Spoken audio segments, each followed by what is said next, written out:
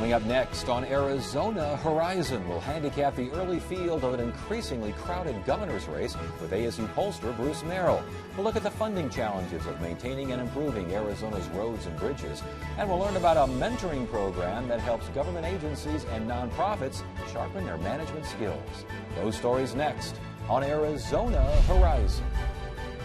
Arizona Horizon is made possible by contributions from the Friends of Eight, members of your Arizona PBS station. Thank you. Good evening and welcome to Arizona Horizon. I'm Ted Simons. The governor's race continues to attract a sizable field of candidates, especially on the Republican side. We recently took an early look at how the race is shaping up with Arizona State University pollster Bruce Merrill.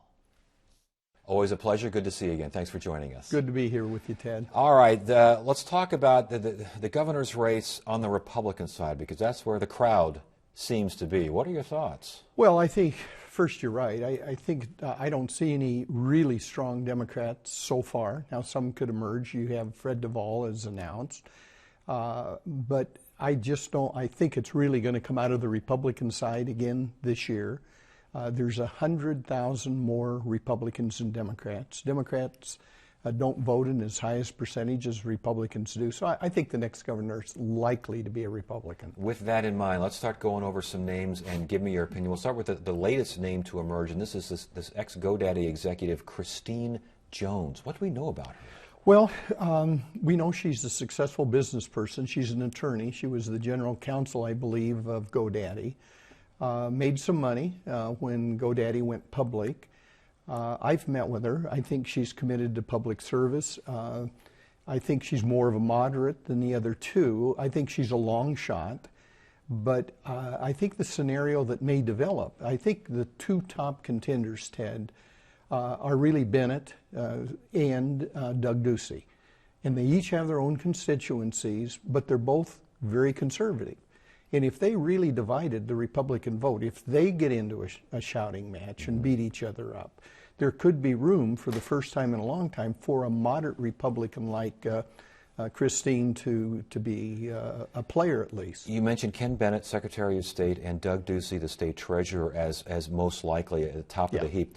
What about a Hugh Hallman? What about an Andy Thomas? What about the possibility of a Scott Smith, mayor of Mesa? Well, Scott Smith is very popular, as Hugh Hallman is in Tempe. But the reason that you have the advantage going to a Ken Bennett and a Doug Ducey is they've run statewide campaigns. They have some statewide name recognition. And somebody like a Hallman or somebody like a Scott Smith are well liked and well known, but only in a tiny percentage of the state. In addition, Scott has recently been elected the chairman of the Cities and Towns nationwide. That's a big deal. That's a very prestigious thing. I'm not sure he'd give that up at this particular time. Could be wrong. He certainly discusses a possibility. Does so we have Bennett, Ducey, Hallman, Andy Thomas. And we have Christine Jones, maybe as an outsider. The fact that she's an outsider, does that help in this day and age in Arizona? Well, it could. You know, campaigns really matter. I mean, how she presents herself, how she spins her strengths and her weaknesses. But it's certainly a scenario that is possible. I don't think there's any question about that. Okay, as far as Bennett and Ducey and Hallman and Thomas, how do they differentiate themselves from the others there? And again, how do you do that in the primary, a Republican primary, and then leapfrog over and hope that catches some Democrats? Well, you raise good questions, and we've seen that play out not only in Arizona but in the national scenario. To get through a primary, you have to go so far to the right that you're out of the mainstream when the general election comes. In Arizona, it's not quite that much of an issue because the electorate is more conservative among Republicans. But there's no question. The problem with somebody like Hugh or somebody like Scott Smith, even an Andy Thomas and Al Melvin, they're not really big players. I mean, you're talking about raising $4 or $5 million. And so right now, it's kind of like a poker game. You have the money to set at the table. And the only three that I see that have that kind of money, that kind of possibility, would be Doug Ducey, Ken Bennett, and Christine Jones as a possible outsider. And most of her money comes from Christine Jones. In most of it, well, I don't know. You would think so, at least. You would think so. Yeah. I just don't know that much about her. Last question on the Republican side here. If those are the top three, or at least the three to keep an eye on for now, who is the establishment candidate? Is there a business candidate? The moneyed interests in the state, the power brokers, who do they want to see? Good questions, Ted. Ken Bennett's advantages, he's got a couple of advantages. Number one, he's kind of the darling of the Tea Party, the far right. These people are serious about voting. They go to the polls. Also, he'd probably get the LDS vote, most of the LDS vote. Those are two pretty big blocks in the Republican Party in Arizona. Doug Ducey will be much more of the business, a little bit more moderate, but still on the right. He's got marvelous credentials. He was a very successful businessman. He will have done well, I'm sure, as treasurer. And so he's got some things going for him, but he'll be a little bit more of an establishment, business-oriented candidate than Ken Bennett, who will be much more the philosophical, ideological candidate. Interesting. Democratic side, again, you mentioned that the way the state is shaped up right now, it's difficult to see a Democrat, unless we got Fred Duvall and we might have Chad Campbell, House Minority Leader, but again, Campbell strikes me as a bit of the Hallman-Smith scenario where you know him in certain parts of the city, but maybe not certain parts of the state. My guess is if you took any of those people you've just mentioned, particularly Chad or Hallman or any of Scott Smith even, I doubt they have 5% name ID statewide. Mm-hmm. That's a long way to go. If you don't have name ID, you've got to pay for it. And so that's what makes them more of an outside possibility. In the world we live in a media society, anything can happen, so I'm not predicting anything this early. But when you look at it right now, I think the top two have to be Ducey and Ken Bennett, and the possibility that Christine Jones, if they split the vote, comes in. I think that's where most of the play is going to be. What does a Fred Duvall have to do, since he's the leading guy, the only announced candidate, and the leading player on the Democratic side? What does he have to do, or is there anything he can do? Well, there's some things that he and the Democrats can do, and they've been pretty good about this recently, and that's number one, they have to have a unified candidate. They can't have a contested primary where these guys are dividing the money. They've got to have one person that they unify behind and get behind that person. Fred has an impressive credentials. He's got strong roots in education. That's going to be a big issue in Arizona. He's a personable guy. It's just that structurally in Arizona, as I say, there's a lot more Republicans than Democrats. Republicans vote in much higher percentages, so it's always going to be a challenge for the Democrats for a while in Arizona. Last question.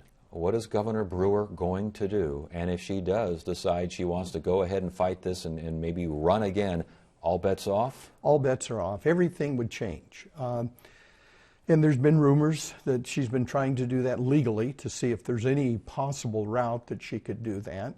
But that would change everything. Everything would be starting over. It would make it even more interesting. You know, every election in Arizona, Ted's interesting. Yes. This is going to be an interesting one. Well, if it happens, we'll have to get you back on and handicap the whole thing all over again. Okay, we'll do it. Get the inside scoop on what's happening at Arizona PBS. Become an 8 Insider. You'll receive weekly updates on the most anticipated upcoming programs and events. Get the 8 Insider delivered to your email inbox. Visit azpbs.org to sign up today.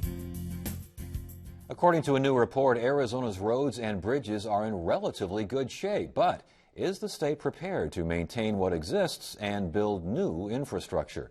Joining us now is Robert Samore, ADOT's Senior Deputy State Engineer of Operations. Good to have you here. Thanks for joining us. Thank you, Ted, for having me. Conditions of Arizona roads, sounds like we're not doing too bad. We're not. And the recent report did talk about roads in good condition. Approximately 57% of our roads met that criteria. Interesting, we don't want to celebrate 57% roads are in good shape. I think that we will continue to see the deterioration of the system based on increased travel. And, you know, I got to say, our roads are in the shape they are in because of the dedicated people that work at ADOT. We have men and women that are on the roads night and day, weekends, maintaining those roads, whether it's potholes, whether it's guardrail repair, incident management. We have a great partnership with the Federal Highway Administration, a great partnership with our contractors that help us to keep those roads in great repair. And I wanted to ask you, what kinds of repairs do you most see out there? It really depends on the region. I would say in the northern region where we have challenges due to weather, snow, rain, those areas, potholes, statewide we see challenges with guardrail repair.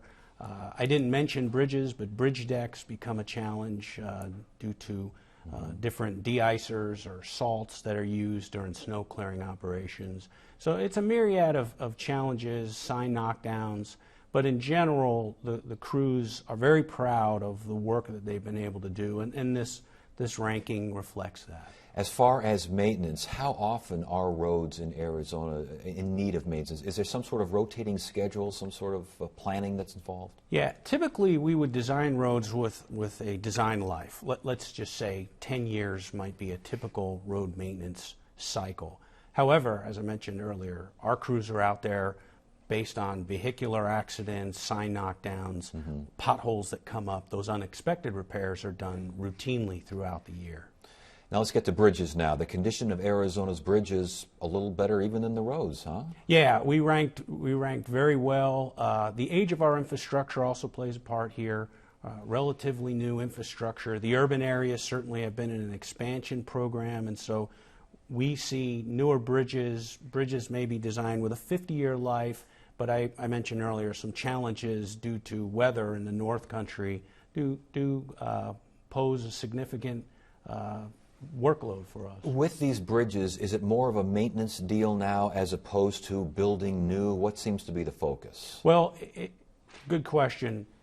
We were in an expansion mode for years, and we look at projects in three different categories: expansion, or adding new lanes, new freeways; modernization, which would be upgrading guardrail, upgrading signs, upgrading lighting; or preservation. We were in an expansion mode for years. Now we're in a preservation mode where you're going to see more emphasis on the fix-it-first approach, mill and overlays of asphalt, replacement of bridge decks, and those type of projects to try to preserve the infrastructure that we've invested in so it'll last into the future. And I would imagine that change of strategy is because of funding concerns. How are roads, bridges, these transportation infrastructure, explain how those are funded? The two primary funding sources for roads and bridges, projects in general in the system, are the gas tax and the vehicle license tax. The challenge that we have with the gas tax is it hasn't been increased since 1992. It's a flat 18 cents per gallon. The vehicle license tax is related to new car purchases and registrations of vehicles. And so during the downturn in the economy, you saw less new cars being purchased. You also saw people holding on to older cars. And as that value goes down, so does the value tax component on the individual's vehicle. So we collect less revenue. Indeed, and you also saw with the price of gas increasing, you saw people buying more fuel-efficient vehicles, less revenue, correct? Correct. And so those fuel-efficient vehicles are able to go further for the same amount of gas purchase. That puts additional wear and tear on the system. Indeed.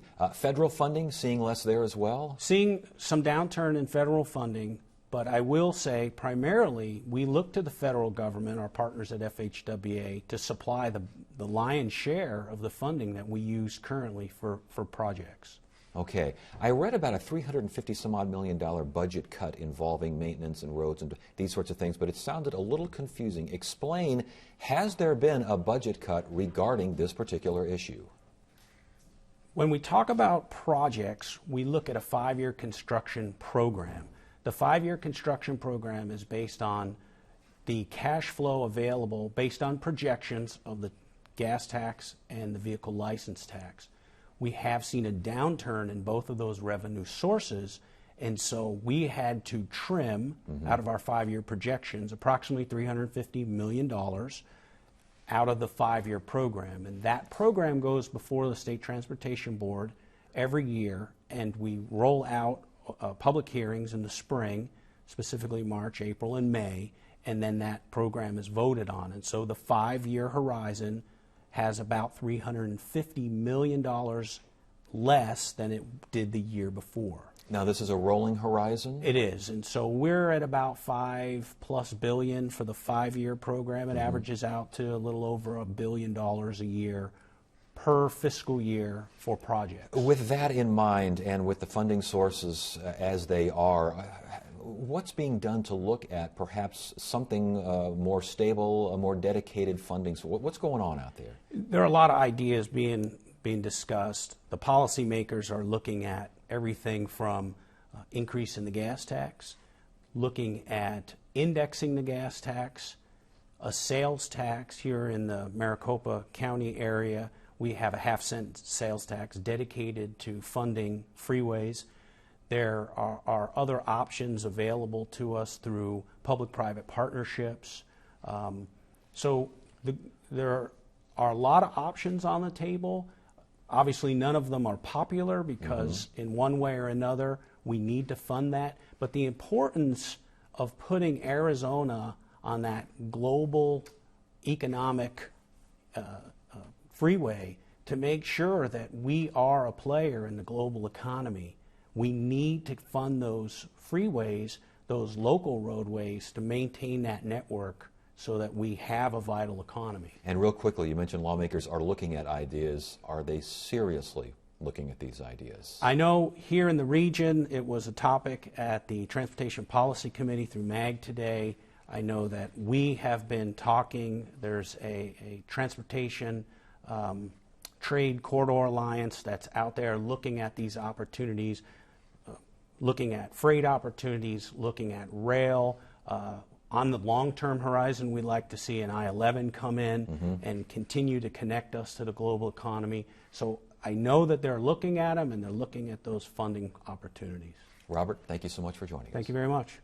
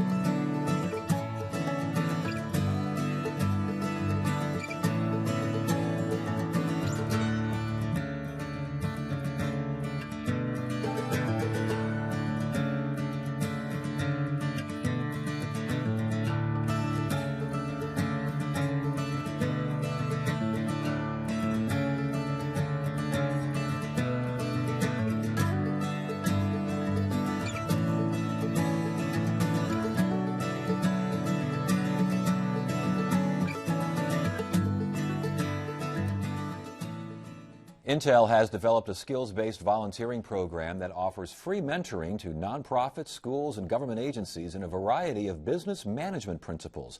Rudy Hacker is the founder of the program. He joins us now to talk about Intel's mentoring and planning services. Good to have you here. Thank you. What is skills-based volunteering? Skills-based volunteering is the difference between traditional volunteering, where you might go out and paint a house, plant a tree, all very good things.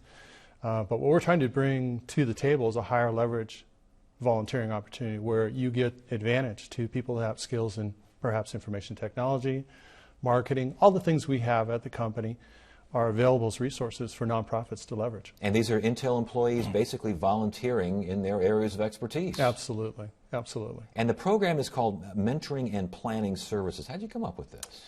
Well, in part, you want something that's going to stick, and we talked about quality maps or Intel maps, helping people see in the future where they're going to go. And mentoring is something we do, and we don't actually do the work for the individuals. We try and transfer those skills to the organization.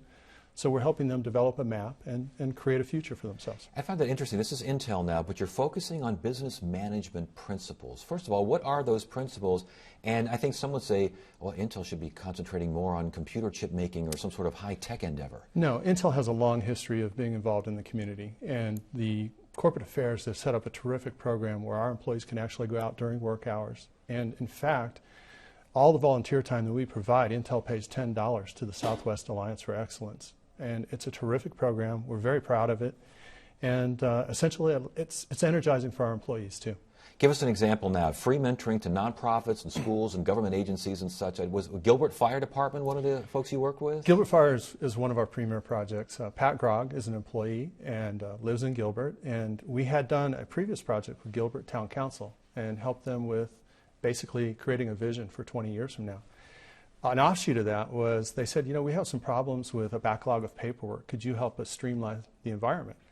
And Pat did an amazing job. He went in, he actually took some rides on the fire truck, he got involved with them, and the result was he ended up building a system for them that's now being deployed out on their trucks. Basically, you're updating patients' records and transferring records and these sorts of things. It's a lot more than that. They're getting immediate services in the field, so Gilbert residents are getting better treatment. The traditional scenario, you're writing as an EMT, yes. You're walking into the ER saying the blood pressure.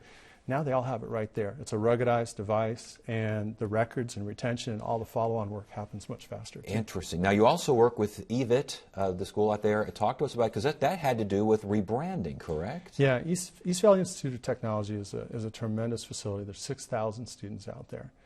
And they came to us, their problem statement was, people don't really understand who we are. Can you help us with our marketing? So we brought in some of our marketing folks. We looked at how they were positioning the messaging. And essentially, they cut their budget and increased their yield on the number of people coming to the school and to their events by about 75%, just by shifting their marketing from traditional money-based, paper-based, to social media. Now, with EVIT and with Gilbert, I think NAU, you work with NAU as well. We did a great project with NAU. They came to us and they talked about curriculum development. It was taking too long. Yeah. How could we do that faster? And we essentially taught them some techniques, and they were able to employ it very successfully. So with all these, are these short-term or are these long-term mentoring deals? Well, you get to know the people and you tend to develop a relationship. But we are not giving away these resources. Our focus is not to put a fish on the table, but to teach them to fish. So we actually have a cycle, and they come in, they make an application, and we target these projects to be anywhere from 2 months to about 7 months. But the actual investment runs from 10 to 15 to 30 hours per employee. It really depends on the project and how many employees you have on it. So that's part of the criteria in terms of selecting which organization you decide to work with? Yeah, there's a couple criteria. So they need to be a nonprofit. We're not going to help a for-profit. They need to have a compelling problem statement.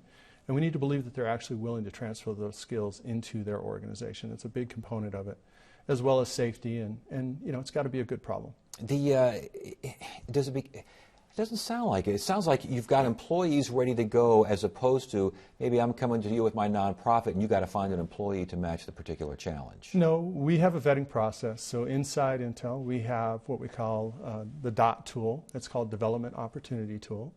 So when you come, you could give me an application and say, hey, I'd like to improve something in the operation here.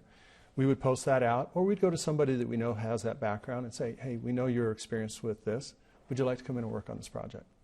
And basically take it from there. And take it from there. Was this, when you came up with this idea, was it based on a previous model? Were other companies or other organizations out there doing a similar kind of thing? No, it was based on a combination of factors. So on our 40th anniversary, Paul Otellini challenged us to go out and get more involved in the communities.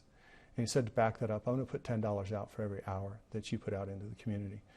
But prior to that, we had the Arizona Quality Alliance, which is now SWAY, the Southwestern Alliance for Excellence, had come to us and said, can you help us teach local communities to run their operations better? And we also had some personal experiences that weren't as positive, and we felt we could have a bigger impact on the community. And essentially that combination of those events and those ideas, we put it together as a proposal, and our corporate quality staff said, sounds like a great thing, go try it out. Yeah, and you've tried it out and it's worked. Response from the people you've worked with? Tremendous. We've been doing this for 5 years. We've worked with the Tempe Police, we've worked with Scottsdale School, Rio Salado, a number of organizations, and essentially it's like a think tank for free. Yeah. I mean, you get access to tremendous employees. And where do you go from here? Well, actually, we've expanded. So it was started here in Arizona, but we've expanded it out to Santa Clara, Folsom, Guadalajara, Costa Rica, Oregon. So wherever Intel is, we're trying to get more involved in our local communities. Well, it sounds quite a success there. Congratulations. Continued good fortune. Thank you so much for joining us. Appreciate it. Friday on Arizona Horizon, it's a journalists' roundtable. Fallout continues over the lack of death benefits for many of those killed fighting the Yarnell Hill fire. And as the Speaker of the House looking at a run for Arizona's first congressional district. Those stories Friday on the journalists' roundtable. That is it for now. I'm Ted Simons. Thank you so much for joining us. You have a great evening.